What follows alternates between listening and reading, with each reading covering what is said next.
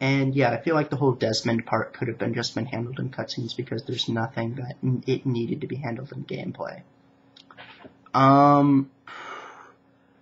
And overall, I think another problem with this game is that tonally, it is all over the map.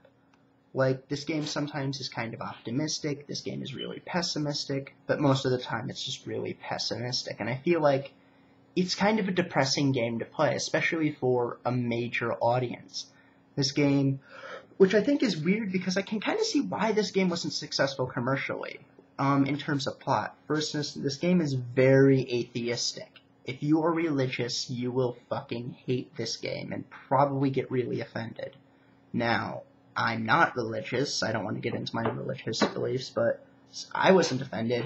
But if you're specifically a Christian or a Muslim, you're probably not going to like this game.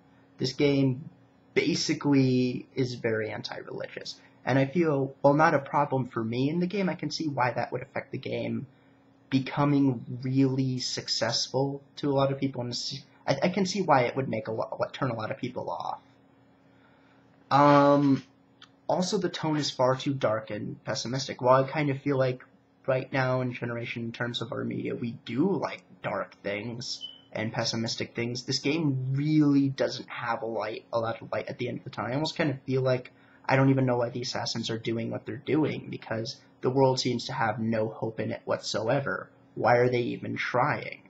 I mean, I don't really see any positivity in the world at all. It was just dreary and dark, and I understand it's during the Crusades and really during the Dark Ages, but really, you couldn't have done anything that made it seem like this world was worth saving. Yeah, the architecture is pretty, and the graphics are pretty, and the world is pretty, but all the people in the game are dicks.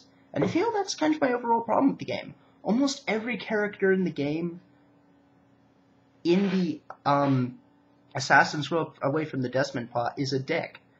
And really, in the Desmond plot, the only character who isn't a dick is the hot blonde chick. She's the only character who, honestly, is almost completely the only likable character throughout the entire game. Desmond's a prick too. He's kind of sarcastic and kind of just annoying. And I honestly didn't even feel the need to play as him throughout the game. Overall, combat-wise, is once again kind of repetitive, because you essentially, once you earn a certain move, which is kind of a counterattack, you can't lose. Overall, I kind of liked Assassin's Creed when it first came out, and I was one of the few people that would defend it.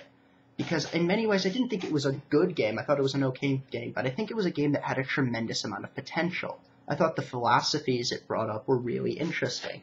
And I thought really its explanations for world history was really entertaining. But I do feel like that the series, while still has become incredible amounts better, is not really the series they first envisioned, which is why I do like Revelations, because I feel it's going to tie it all together. But overall, would I say you recommend playing this game, especially when playing Brotherhood 2 and Revelations? And to be honest, no. This is a game that essentially can be beat in like 3 hours. So honestly, if you want to know the story to this game, watch a Let's Play on YouTube, and then just do that before you buy Assassin's Creed 2. Overall, it's a good game, but I honestly think most people won't like it. And it is a good game, but in many ways it doesn't hold up well, especially with like the city stuff, which is filled with invisible walls. And in many ways, each city kind of feels the same.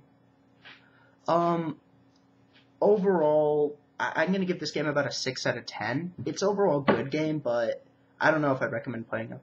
Please leave comments below, especially on how I did, because this is my first video game review, and I kind of feel like, honestly, this is honestly my third take, and I honestly kind of feel like I don't think I did that good a job, but yeah, please leave comments below, and peace out. Next review will probably be Elder Scrolls 4 Oblivion, and then Duke Nukem Forever.